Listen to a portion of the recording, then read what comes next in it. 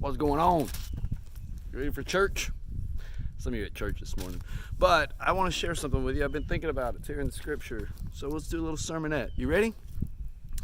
One of my favorite books, and I think every young man, well, every person, but specifically every young man, because people's like, why do you always focus on men? Well, I'm a man, so I think about men things. One of the books that I think every young man should read is found in the Proverbs. That's in the Jewish Old Testament, or the Jewish Testament. You know it as the Old Testament. But the book of Proverbs is full of wisdom. It's full of philosophy. It's full of things that you could just read and think about day in and day out and just ponder upon. And you'll find a lot of truth and a lot of wisdom in there. One of those books is Proverbs chapter 4. Now, probably my favorite one is chapter 1, but chapter 4. Chapter 4 starts out like this. Listen, my son, to a father's instruction. Pay attention and gain understanding. I give you sound learning, so do not forsake my teaching. When I was a boy in my father's house, still tender, and an only child to my mother, he taught me and said. Let me stop right there. You always hear this phrase, boys will be boys, and a lot of people don't like it. Well, it's true. Boys will be boys, but that's why we teach them to be men, and that's what he's just saying right here. His dad taught him. Come to a point, his dad taught him. He taught me and said, lay hold of my words with all your heart. Keep my commands, and you will live. Get wisdom, get understanding. Do not forget my words or swerve from them. Do not forsake wisdom, and she will protect you. Love her, and she will watch over you. Wisdom is supreme, therefore get wisdom. Though it cost all you have, get understanding. Esteem her, and she will exalt you. Embrace her, and she will honor you. She will set a garland of grace on your head and present you with a crown of splendor. He's telling him all these benefits of wisdom and understanding, and that you need to pursue it. You need to go after it. You need to learn it. You need to embrace it. You need to love her, and she will reward you. There's a lot there, right? There's a lot there. Listen, my son, and accept what I say, and the years of your life will be many. I will guide you in the way of wisdom and lead you along straight paths. When you walk, your steps will not be hampered. When you run, you will not stumble. All this because of wisdom. If you learn these things, son, you're going to have a better life. Things are going to be much better for you.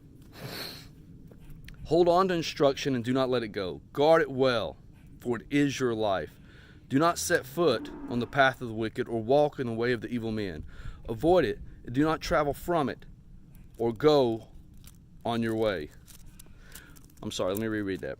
Avoid it and do not travel on it, turn from it and go on your way. You're going to come across things in life that just don't seem right, people that just don't seem right. Avoid them, right? Stay on your path, this path of wisdom and understanding that I'm going to teach you. For they cannot sleep till they do evil. Those people that he's telling them to avoid, that's all they want to do. They don't know it, they just want to do it. You're going to see that here in a second.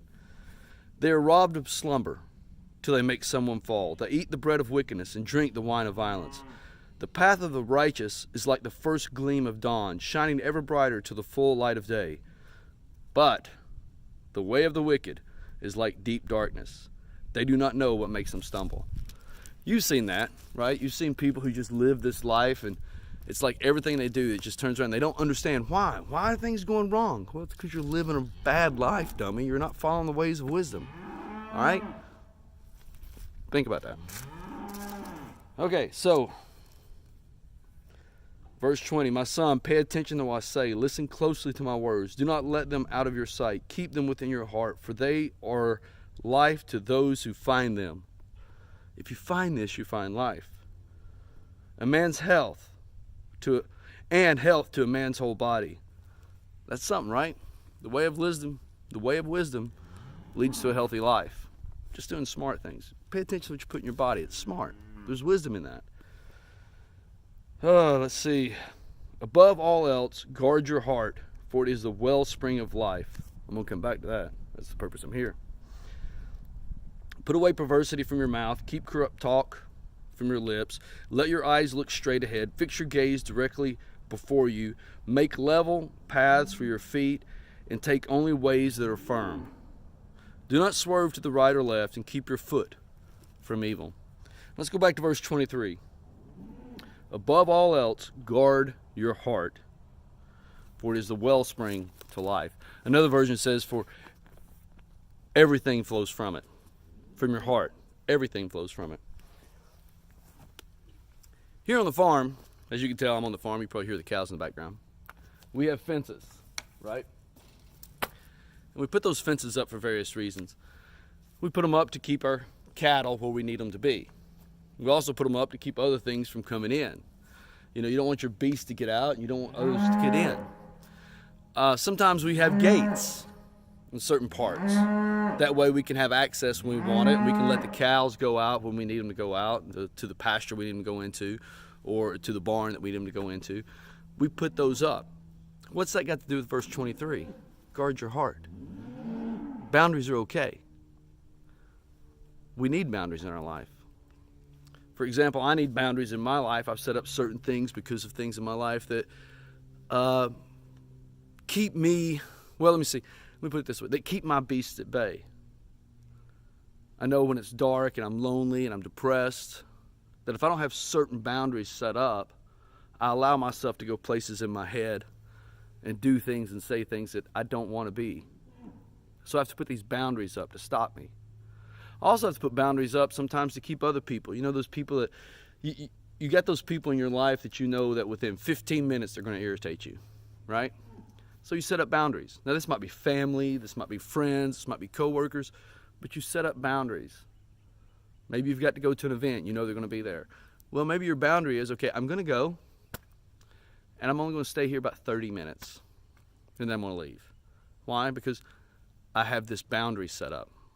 I need to protect myself. I need to guard my heart. I don't want them to have influence over me, so I put this boundary up. That's okay.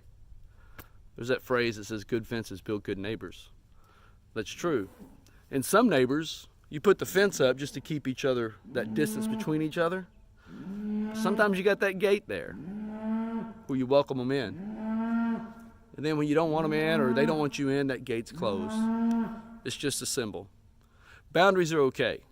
So my urge to you today is, one, read Proverbs. It's beautiful. Study Proverbs. Think about Proverbs. Get your journal and journal about Proverbs. 2, guard your heart. Set up those boundaries. Put those gates where you need them. The other thing about guarding your heart is, oftentimes when we put up a fence like this, we think it's said and done. Well, the fence is up, the boundary's there, I don't have to worry about this problem anymore. It's not true, especially here on the farm. Sometimes the storms come through, right? One of these trees will come over, or sometimes the cows will get to fighting and they'll knock over a fence.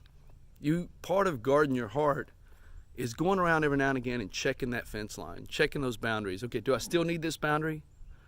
Do I need to strengthen this boundary? Do I need to put a gate here?